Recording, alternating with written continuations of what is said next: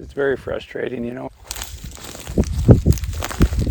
The optimism that Steve Gannier started this year's growing season with has since faded. Earlier spring even, we were seeing signs of them, and then you could see the little bitties hatching left and right, and really kind of, you knew they were going to get bigger and hungrier, and so it wasn't a good sign. You couldn't hardly walk without just being nauseated by how much we're moving on front of your feet. Well, we are seeing plenty of hoppers still. It's a cycle that USDA State Plant Health Director Gary Adams says Montana has been in for the past several years. So you can see we're in kind of a hot spot. So anything that's red has 15 or more grasshoppers per yard, could be up to 70 per yard. But we say, or have said in the past, that 8 grasshoppers per yard essentially can compete with a cow-calf pair. It eats about the same amounts.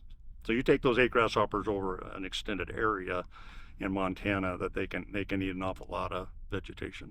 I count 4 or 5 different species in there right now, just looking at it. The hungry hoppers have certainly taken a toll on Gannier's operation. You see how much is laying on the ground.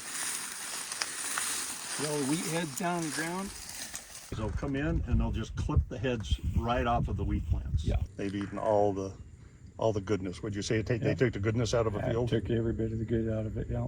And that's left him with some difficult choices.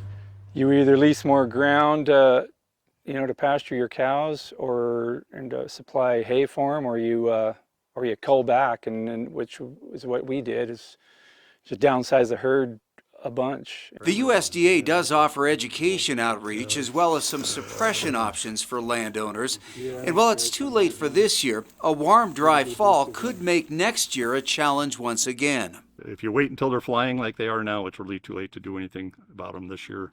So start talking now about next year. Gannier says he'll hope for the best next year, but as anyone who's been around farming or ranching can tell you, there simply are no guarantees. Yeah, it's been disheartening, but it is what it is.